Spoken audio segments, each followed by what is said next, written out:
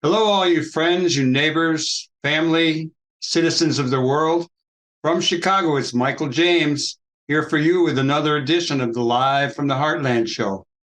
This edition is for the week of November 12th, 2022. It's our post election edition. It's actually number 126 since the pandemic began.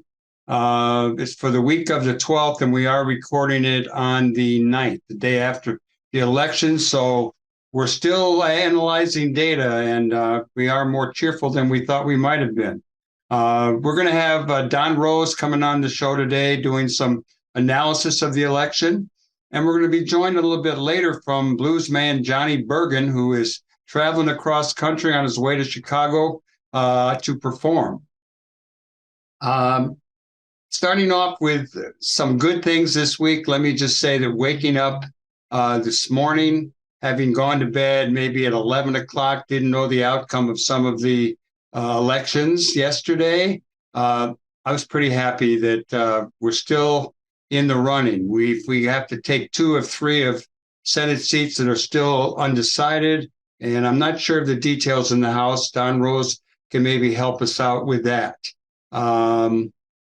And speaking of voting, get ready for the next one, because those of us who live in Chicago, we will have an election in February for both aldermen, alderwomen, and for a new mayor or mayor staying in office. So there'll be a lot of political work going on. People are already getting their petitions signed out and about. There's a lot of drama. We will be keeping you posted. On the labor front, these are just a few headlines I grabbed from Payday, which is a labor reporting service. The fellow who runs it's been down in Brazil reporting. And their headlines were Bolsonaro blockades lose support. And you'll remember that there have been some blockades after the election, after Lula won the election, moved to the left. And apparently those blockades are losing support. There was a strike in Ontario of 55,000 educators, and they won that strike. And for all the people who want good journalism, they should know that Gannett journalists had a one-day strike affecting, I think, 14 newspapers. We'll fill you in more on that as we know it. On the international front, there's a climate conference going on, COP27. It's in Egypt. And I noted that some indigenous voices are claiming that they are being ignored. A fellow from the Kalgal activist from the Torres Strait Islands, I think that's near Australia, has said indigenous peoples are fighting for their homes as conference discussions focus on climate finance. That's from The Guardian. And Russia has started to withdraw troops from the Ukrainian city of Kherson, Kherson.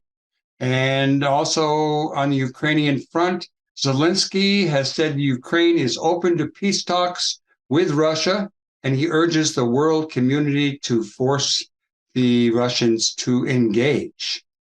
On this day in history, in 1789, the incomparable Benjamin Franklin wrote, "Nothing is certain but death and taxes." In 1933, we saw the first modern sit-down strike by Hormel meatpackers up in Austin, Minnesota. And in 1956, the U.S. Supreme Court ruled race separation on buses in Alabama is unconstitutional. I wish the Supreme Court would pay attention to that decision back in 56. I remember it. Going to bring you right home here to Rogers Park, where we originate the show from. We're in the 49th Ward, and I noted that the Rogers Park Business Alliance is looking for part-time crew members in their maintenance department, and it includes manual labor, et cetera. They do a great job here in the neighborhood, keeping things up to snuff. And if you're interested in that job, you could contact the Rogers Park Business Alliance at 773-744-8255. 1679. That's 773-744-1679. Rogers Park Business Alliance, keeping the neighborhood spiffy. Also, on the new business front, there are a number of new businesses in the ward, and I'm going to list them because there was an event this week to take people around and let them know about them. Ama's Boutique at 6971 Clark, the Rhapsody Theater at 1328 Morse, Trillo Resale at 71, or Trio, Trillo, Resale at 7110 Clark, the Lucky Devil Tattoo over there at 7064 Clark Street, and there's a place in a gas station on Devon called Burger Bite, 1500 West Devon. There's also a Morse Cuts and Hair with Flair on Morse Avenue, 1424. So our economy is growing right here in the ward.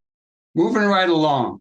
In case you missed last week's show, and you want to see how our commentators predicted things, we had Clem Balinoff of the Amalgamated Transit Workers Union and Marilyn Katz, who was a publicist and a political activist for many years. They both talked about the elections, and you might want to take them up on it because elections are something that's in our life all the time.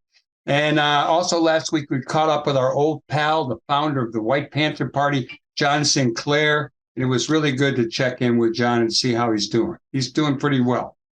Okay, I think that'll be it for our little bit of banter. We're going to take a musical break, and we'll be right back with our first guest, who I believe will be Don Rose, giving us a little news, an election roundup, and some analysis. Stay tuned here on the left end of your dial to the Live from the Heartland show.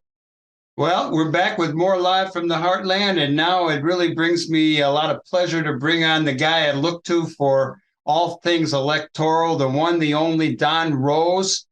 He's been on this show many times over the years predicting election results, and only once was it not so hot, and that was the one that fooled everyone back in 2016.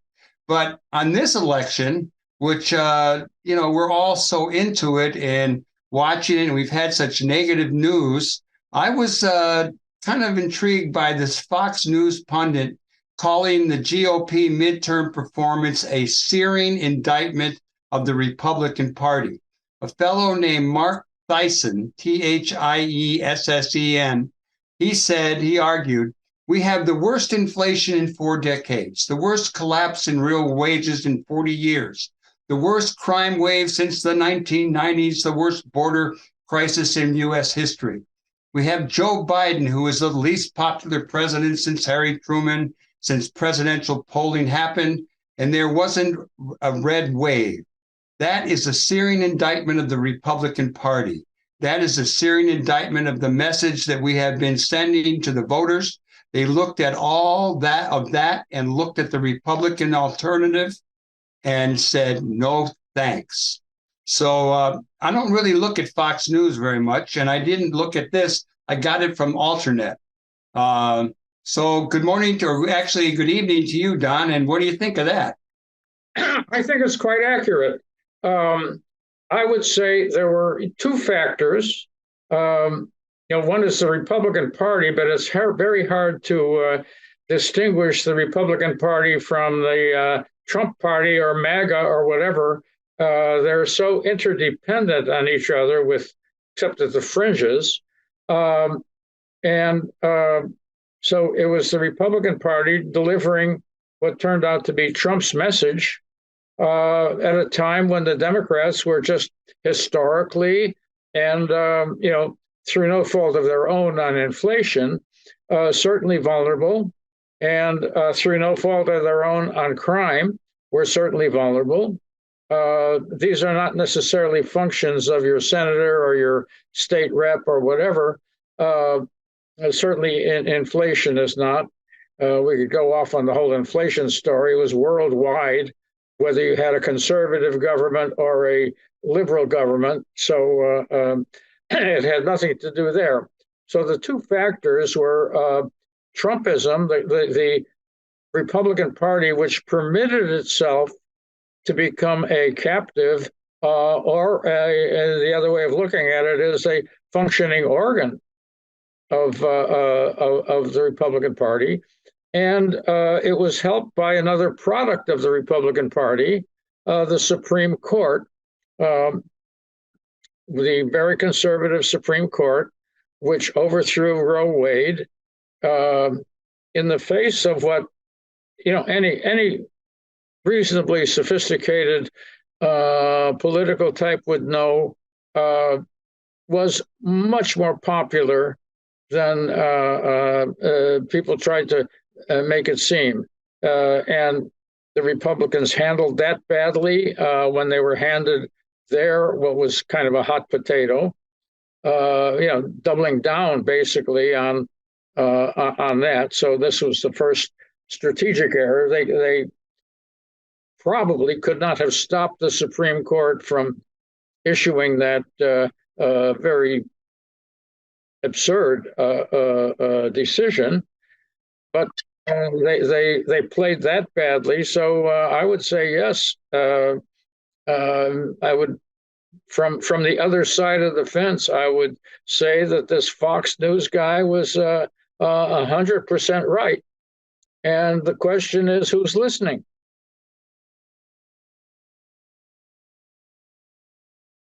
Oh, you're muted. Unmute. Okay. Yeah, I think that in the reporting in Alternate, they said that most Fox commentators were saying how the Republicans did well, except for this guy, and he really stood out. So let me ask you to go a little deeper. How did the Democrats do it? How did we actually pull it off? I know that in my circles, there were a lot of people doing a lot of work, not only locally, but around the country. And I assume that's true for a lot of people you knew. What's your sense of how the Dems turned this out? There's no question that well-organized volunteer groups all over the country. I've been in touch with a couple of networks of people who, in fact, by election day said, the polls are all wrong. What we're looking at on the ground is a lot better. And so they knew what was happening.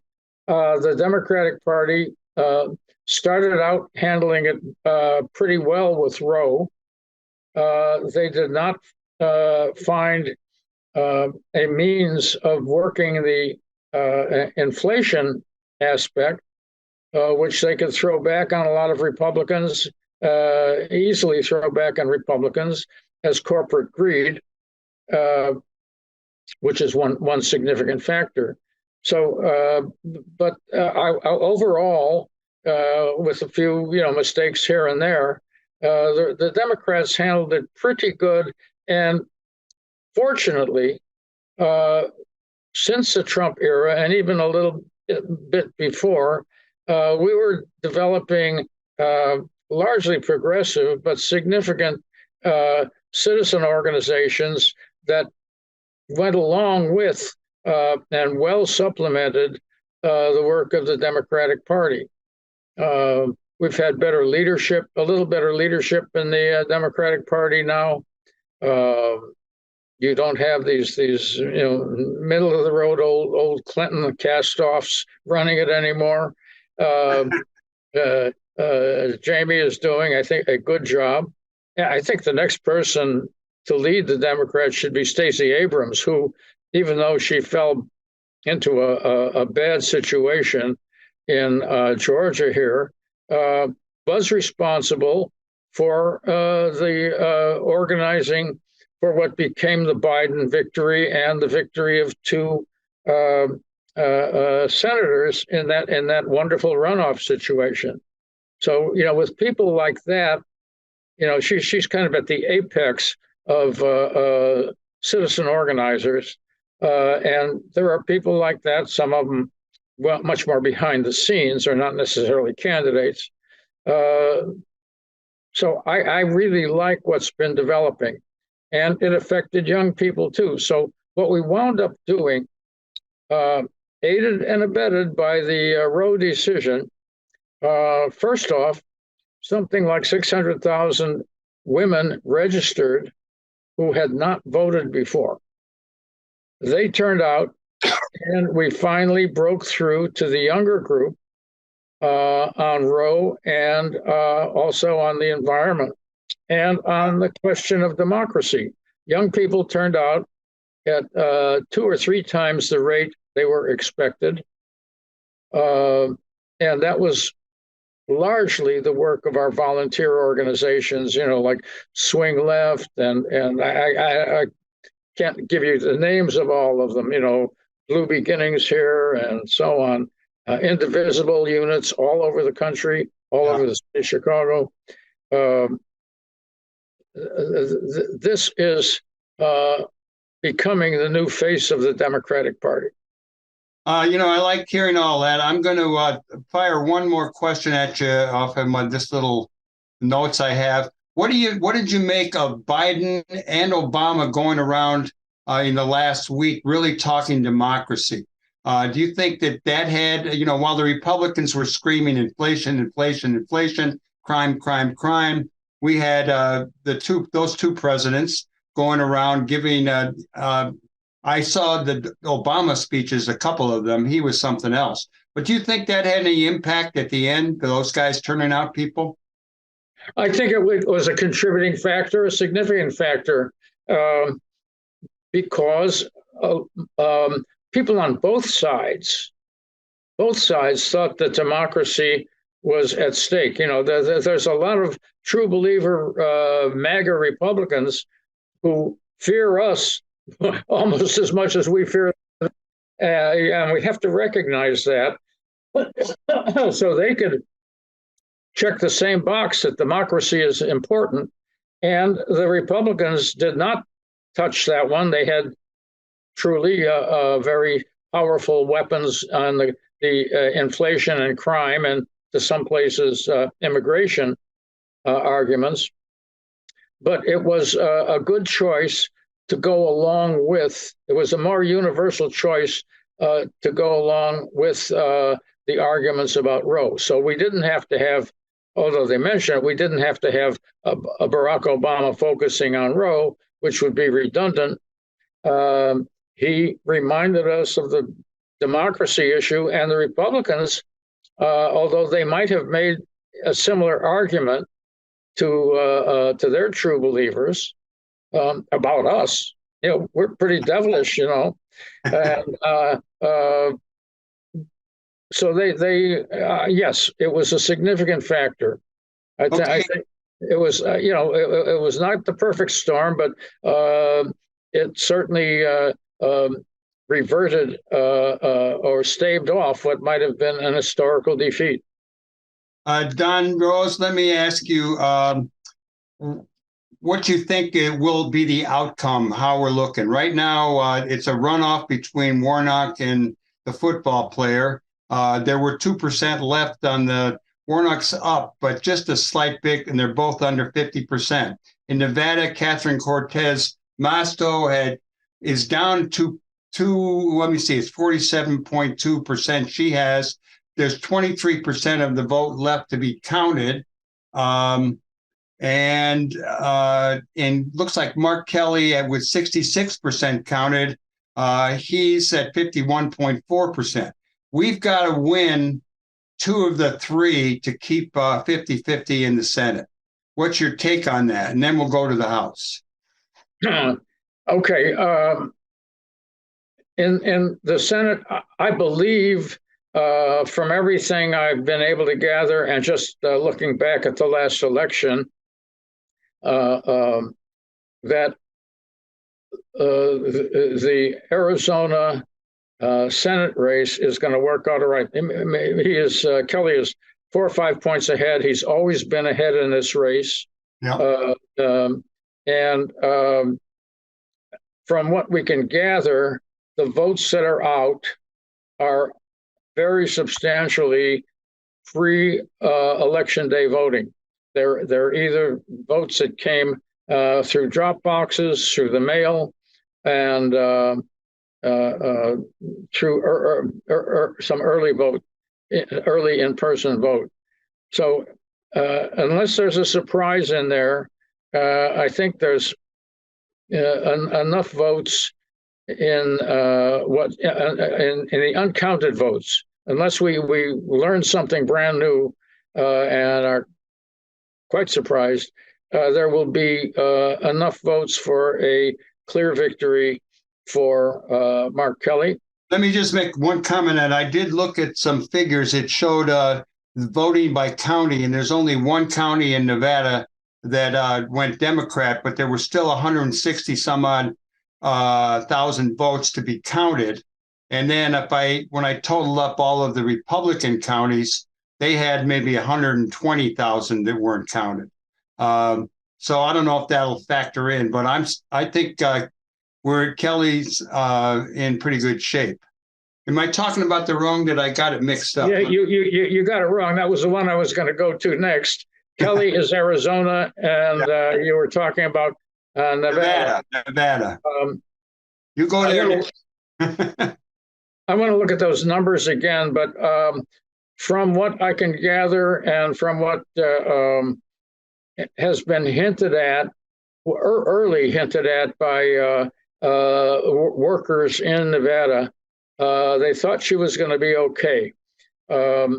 It's going to be a little closer to figure out than Arizona, but I would say that her coming back, Mastro coming back in Nevada, is feasible. I don't know about the governor. He's a little farther behind her, but that becomes less important in that circumstance. We have to remember they had, the old machine there that turned it Democratic, and with those food and beverage workers really have an operation going there. So I am very optimistic about Arizona, somewhat optimistic about Nevada. If we pick up Arizona, we can afford to lose Nevada. I hate to put it that way, because I believe that the odds favoring Warnock in the runoff on December 6th are very strong. Well, I hope you're right. I hope you're all right. Let me.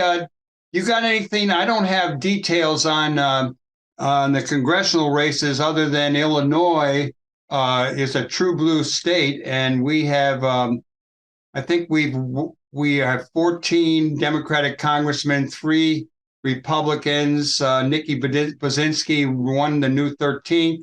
We got the Supreme Court, and I think Sorensen, who's running for the Bustos seat out by Rock Island, I think he's in the lead. That's the only one that's not decided. What's your take on Congress in general and on how Illinois did?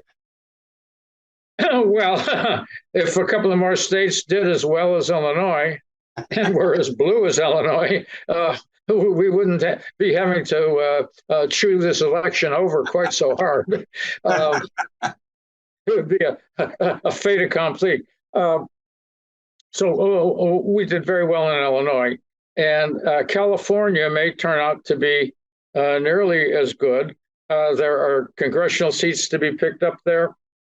And if you'll remember, it takes weeks and weeks for California to finally complete its count. But every day in California, the Democratic vote gets bigger and bigger and bigger. So unless they had some kind of reversal, which we did not in Illinois, and New York had somewhat of a setback.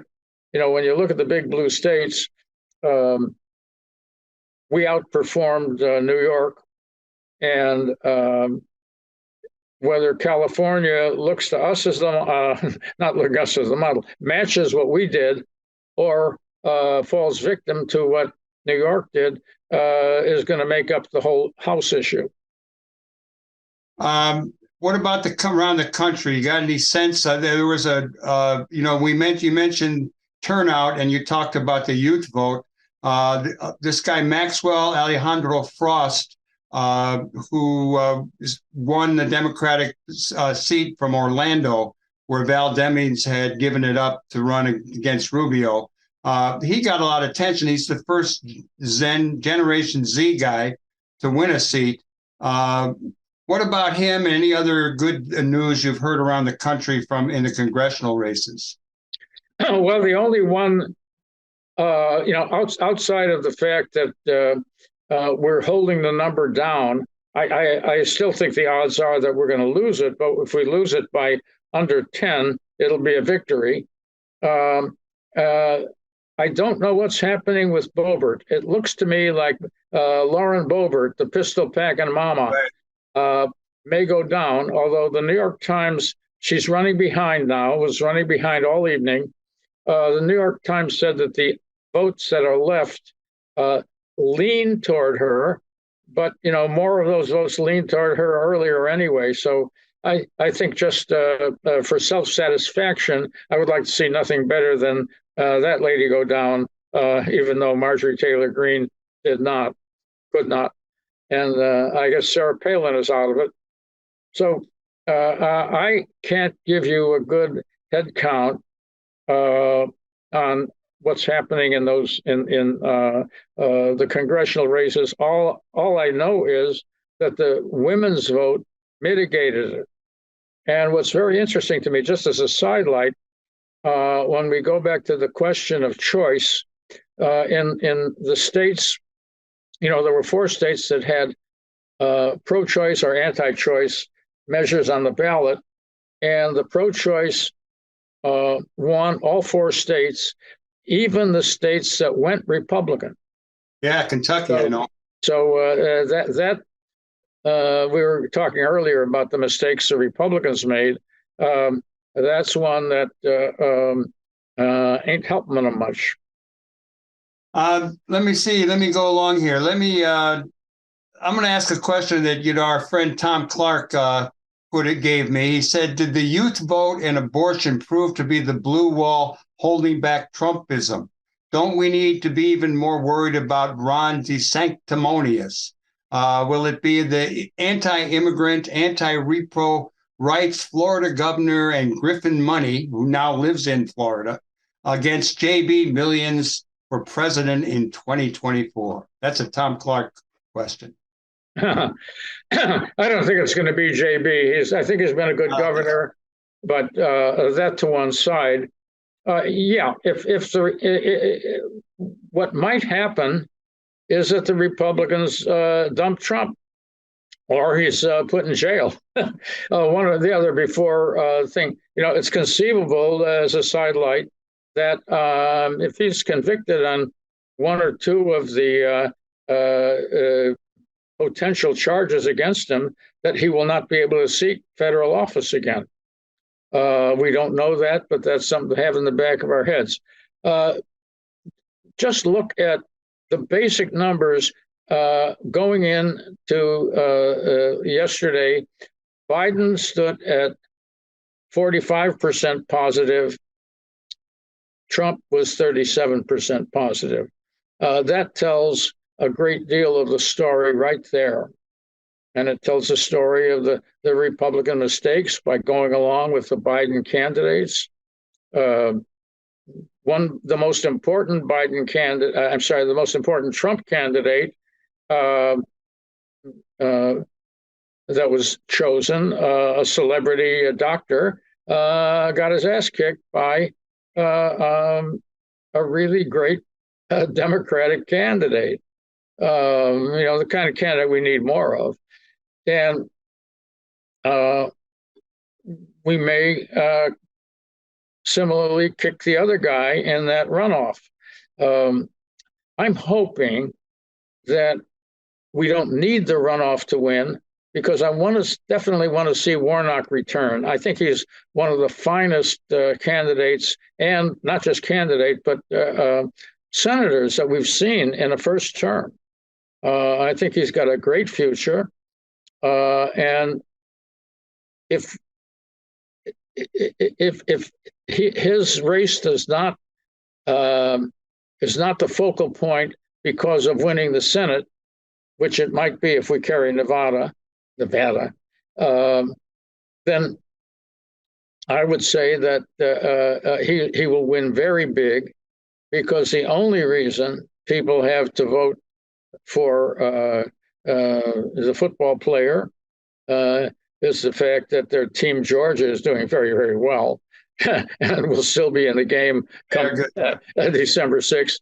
But he is possibly the least fit, nearly corrupt candidate I've seen for running seriously in a major office around the country. I mean, this guy is unspeakably bad. I was really surprised that he got as many votes as he did. And I'm wondering, how do you figure he got nearly 50%, Warnock got 50%, and Stacey Abrams got 47 or something? What was the gap? Who's voting for Walker that didn't vote for Stacey Abrams? Well, there were a whole lot of Republicans and possibly some moderate Democrats who very much appreciated the fact that the governor stood up to Trump.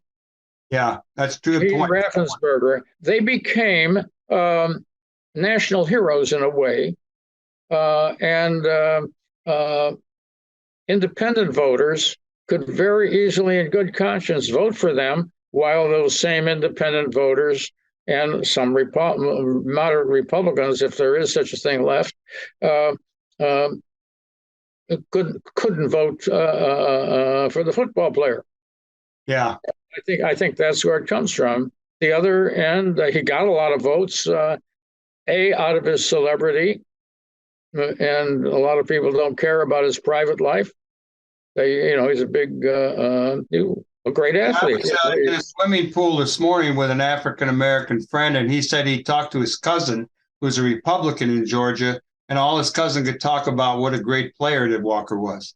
Enough of Herschel Walker. Let me ask you, how did, you talked about turnout. You talked about, young people and women turning out. I think in some places, Black people turn out. I don't know about Asians, Latinos. The word is, and it's too bad Beto didn't pull off a victory, but I did see some information that he held the border, which is a concern to the Democrats in Texas. They had, in the Valley, had lost some momentum, they thought. And this story said that he held the border. So I'm also curious about the role of Native Americans, perhaps in Arizona and Nevada, if you got anything on that. And then that's enough. I'll ask another question. Well, I don't have any facts and figures on the turnout and the organization of Native Americans, except we had a Native American who held a seat, a seat that was very vulnerable, which included a lot of crossover people. Native Americans, to the extent that they vote, come out and are not blocked through all kinds of devious mechanisms, right, lean Democratic, and that works fine. We've still got to untangle the puzzle of the Latino vote, and we've got to begin separating it out and figuring out what we are missing in dealing with them. They are correct. They categorically by saying, the Democrats have just counted on them, as many Blacks say. They've just taken them for granted. And I heard somebody on the radio, on the TV this morning, say that they found that something like 40% of the Latinos interviewed by a friendly source, MSNBC, said they did not hear anything from either party. Wow. So, this is a lot of information that we're going to have to talk about going forward. I will ask you on this note, though, what do you think is the future of both the Democratic and the Republican Party? You're addressing the Democrats and the need to do more work with Latinos, et cetera. How about something on both parties and their future? The future is going to be very tough. If the Republicans keep making the mistakes and hang in with the Trumpers, they will be committing their own suicide. Otherwise, we've got an imbalance in Democrat versus Republican due to mindless gerrymandering and the Electoral College. So that's something we've got to be thinking about dealing with. Can we get around the Electoral College question? Can we, at some point, finally get a Supreme Court, have the Supreme Court deal with the issue of partisan gerrymandering?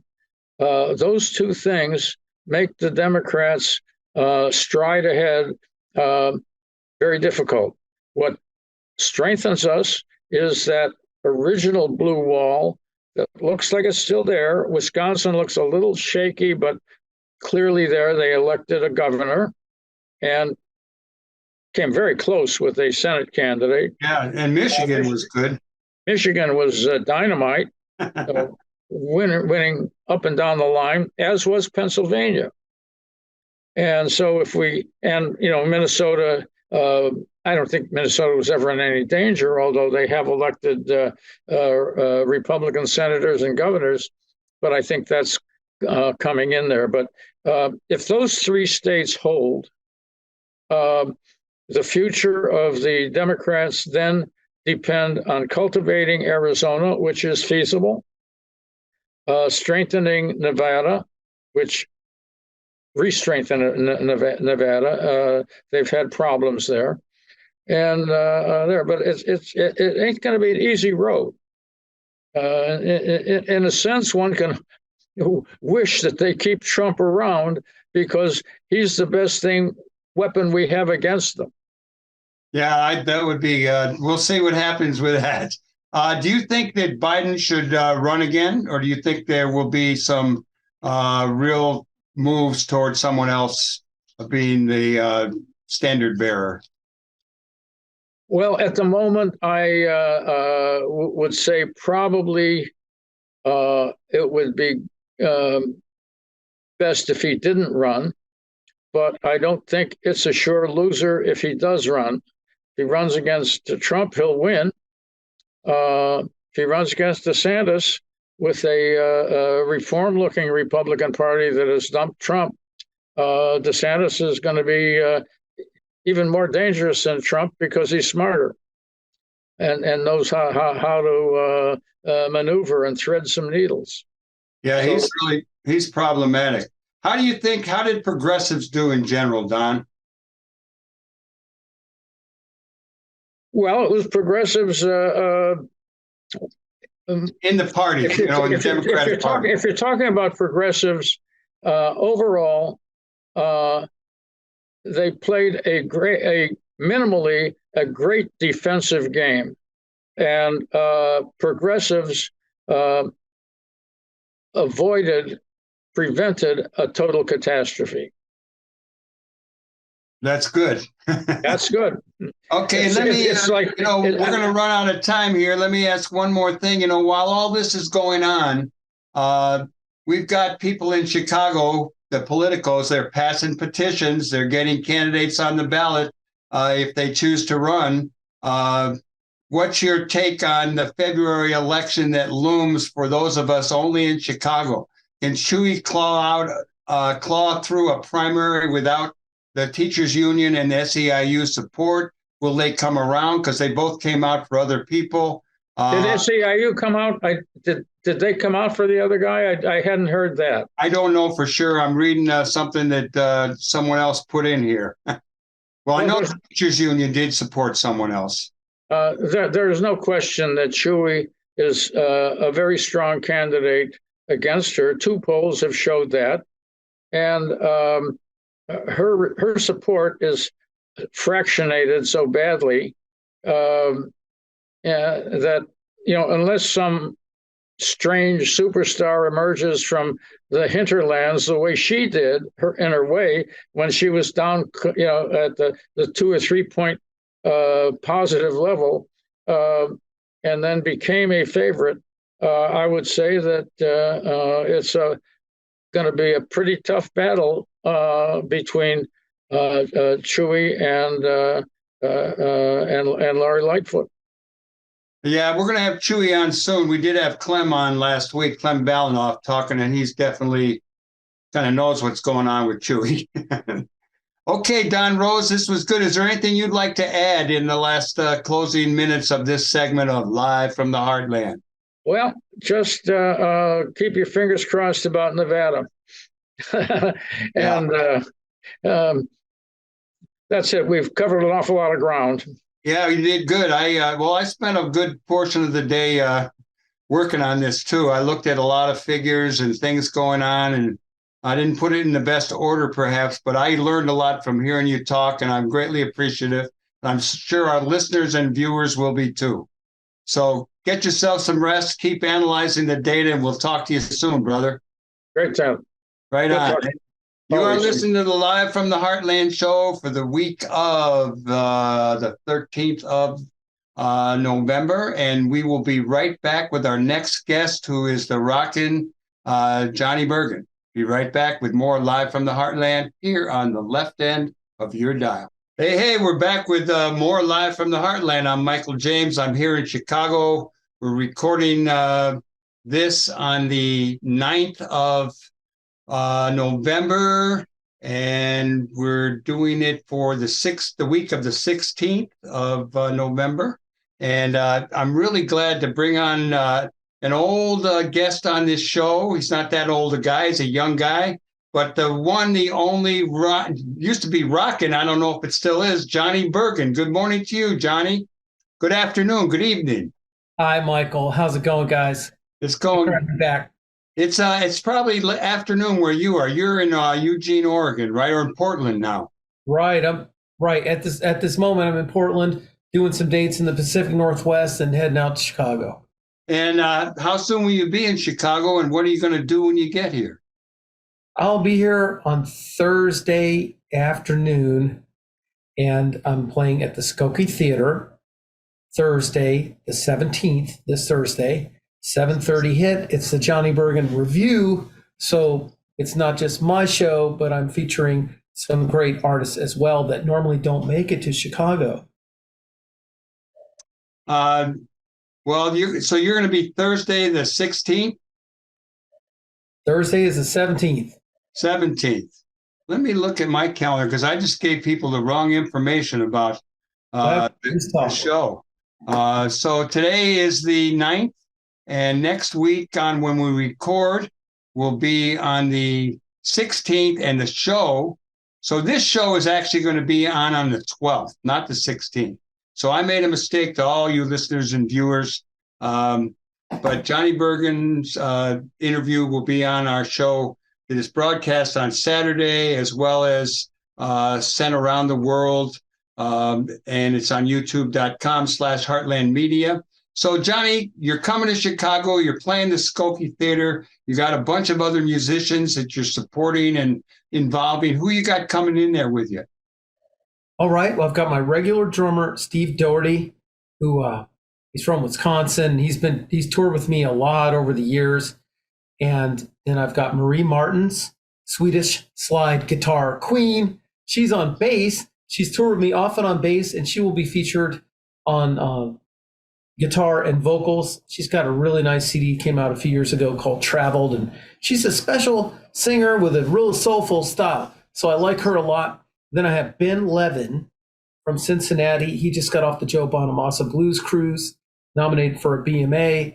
He just turned 23, and he's a teaching instructor and formerly a student at the Pinetop Perkins workshop experience down in Clarksdale. He's had an amazing career for someone of any age, much less someone at his age.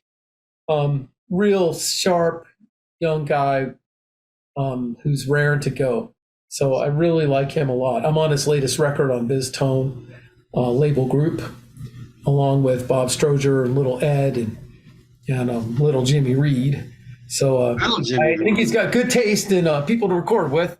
So and then one more person, Joel Astley, who is very well known in Seattle. He's won a mountain of awards from his local blues society, has a nice following out here. And we work together when I come to the Pacific Northwest.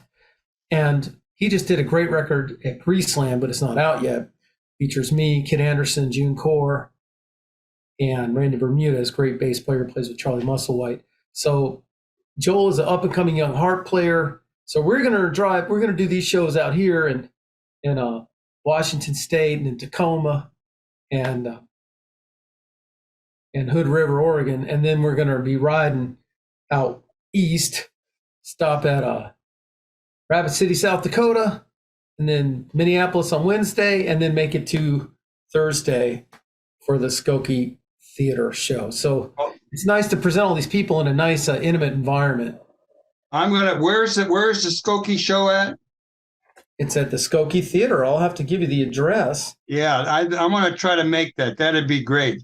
Let me ask you a couple of questions while I got you here. Yeah. The way you're billed, I think it was Wikipedia. You were born in 1969, making you a young guy. That's a matter of interpretation. A blues guitarist, harmonica player. You've got 10 albums out. You play on you're the headliner. Sometimes you play with other people. Blues, electric blues, instrumentals, guitar, harmonica, vocals. You used to go by the name Rockin' Johnny. You dropped the Rockin', I understand. What's the deal with that? Because I did listen to some video stuff of you, and it was more jazz. It was some jazzy stuff.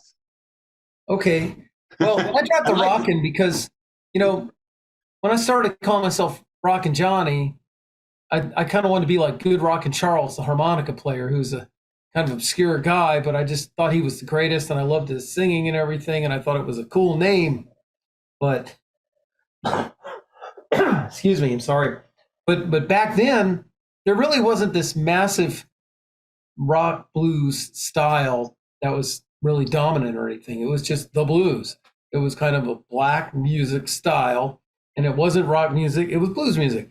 So now the rock blues thing is really big, but I don't play rock blues. That's fine if you do, but it's not my cup of tea. But how can I possibly go around saying, I'm Rockin' Johnny, but I don't play rock blues? I can't say that anymore, and I can't ask anybody else to. So Rockin' had to go. Well, that's good. I'm just going to call you Johnny from now on, instead of Rockin' Johnny.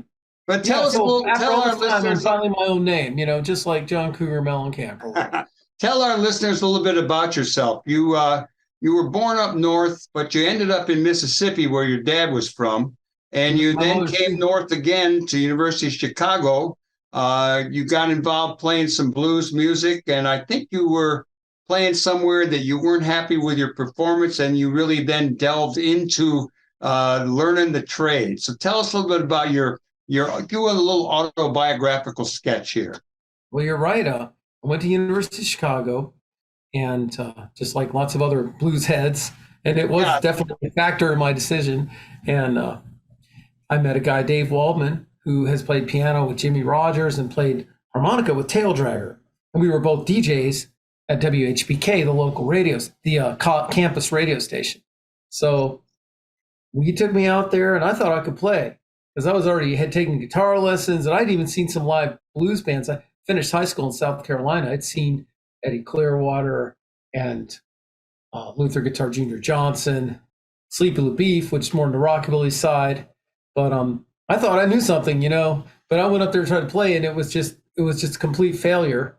And that was the first time I ever went into a black club, and I saw Tail Dragger and everything. And my goal was to play with Tail Dragger, but I wasn't nearly good enough, So I had to just throw everything away and start over. And the interesting thing was, once I went out to like the black blues clubs, it made me listen to the blues in a different way, because I imagined those records being played live by those people in those places. And all of a sudden, it's like I heard it and saw it for the first time. I had to understand it in a context.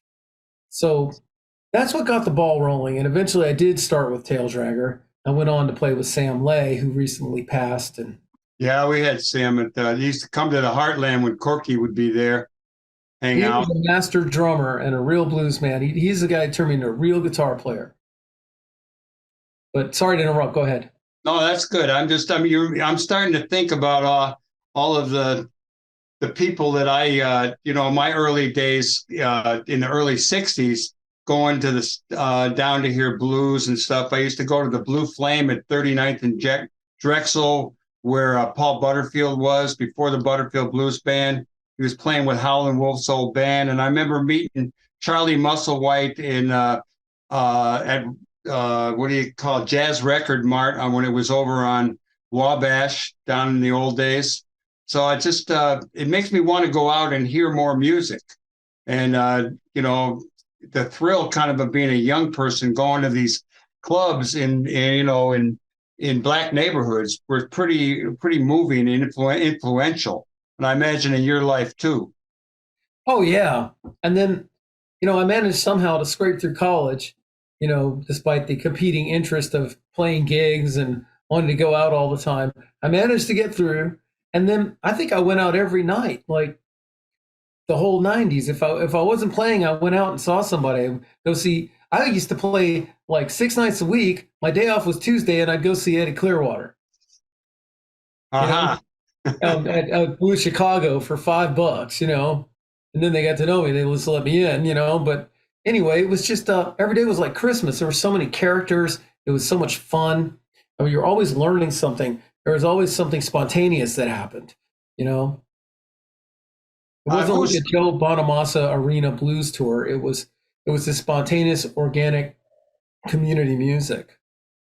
Who do you really like? Who are like your favorite musicians and people influence you the most? Well, Little Smokey was a big guy for me. I mean, he had all this power and style. Big Smokey Smothers was really great, and he was like the other side of the coin. He had a more 50s style. Those are people I really loved. I love Earl Hooker. I think he's my favorite guitar player. But I never did get to meet Earl Hooker. I like Eddie Taylor a lot. I just missed Eddie Taylor, but I played a lot with Eddie Taylor Jr., his son, who also recently passed. He's just a few years younger than me. But I miss him a lot. I think about him a lot. Playing with him was great. Coming out to California was great. I got to meet and play with Charlie Musselwhite, who's on my live recording. He's someone I've always really looked up to. I got to sit in with Elvin Bishop. I really like Elvin Bishop's Big Fun Trio stuff.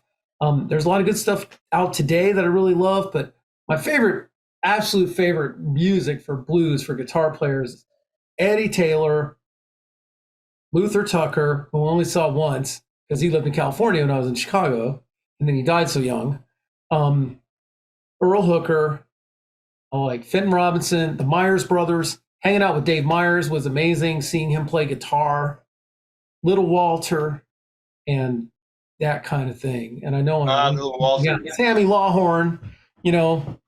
I'm crazy about Sammy Lawhorn. I like these Chicago players, and it's so funny. No one's really playing that stuff now, really. You talking about all these guys, it starts making me think about people, and I just popped in my mind Slim Harpo.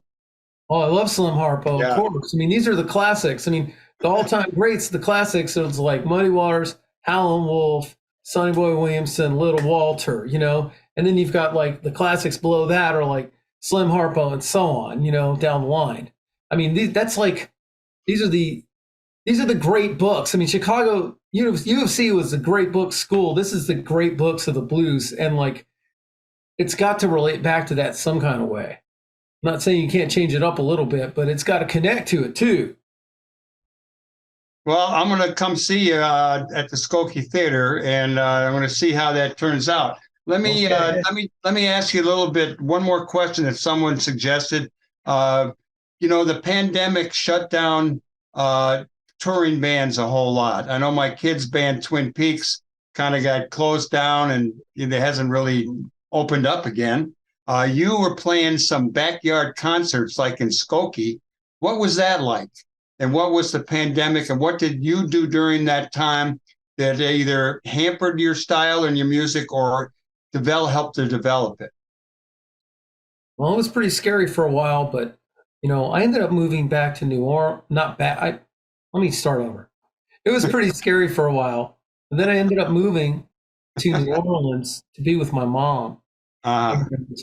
I ended up playing a lot of shows, outdoor shows in New Orleans. I got my first vaccine. I just drove. I was too young to get it in Louisiana, but they'd take anybody in Mississippi. So I drove to Biloxi and got vaccinated.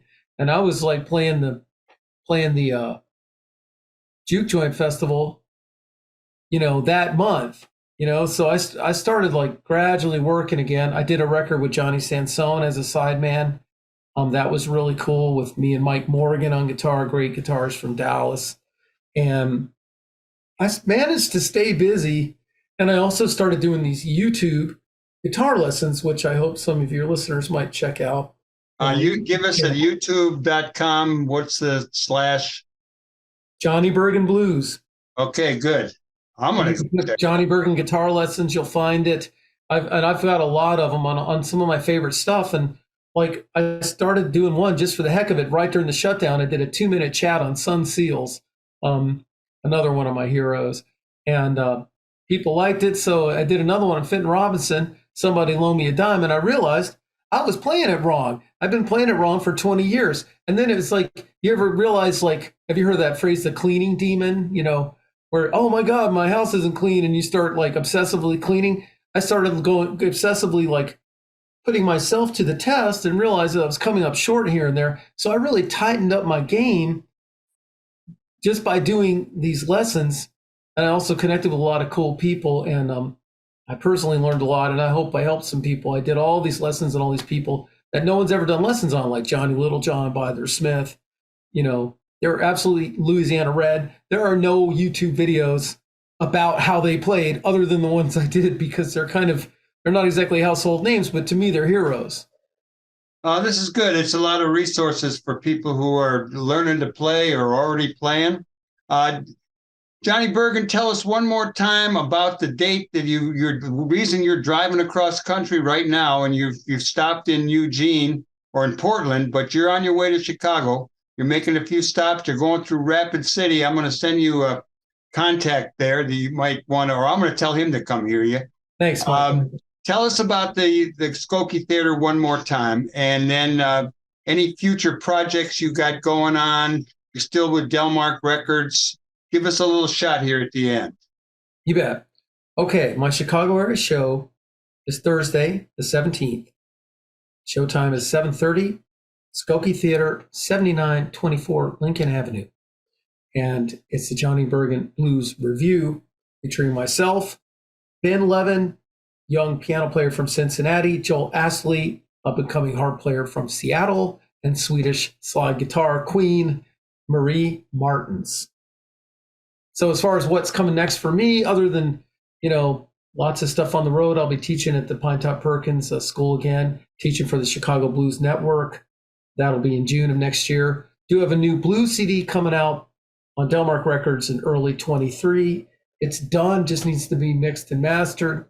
And I'm working on an all-instrumental rock and roll album. I'd rather use the term instrumental rock and roll than surf, but you can call it what you want, So, and I'm having great fun with that. One song is done, so it's gone from my bucket list. It's gone from something that's kind of an ephemeral dream to something that is going to happen. Something that it's already partially reality. I only need 2 more songs. Well, I think we've got some video of you playing, and we'll see if we work that in. Otherwise, we'll play some of your music coming in with you and going back out. I want to thank you, Johnny Burgin. I'm going to come see you on the 17th. I got no excuses. I mean, Thursday night football is not something I need to watch. So I'll come check you out, and I'm really glad that you took time to pull off the road and get yourself situated so you could do this short little interview. Michael, thanks for what you do. I love your radio show, and see you there. Thanks for everything. Right on, brother.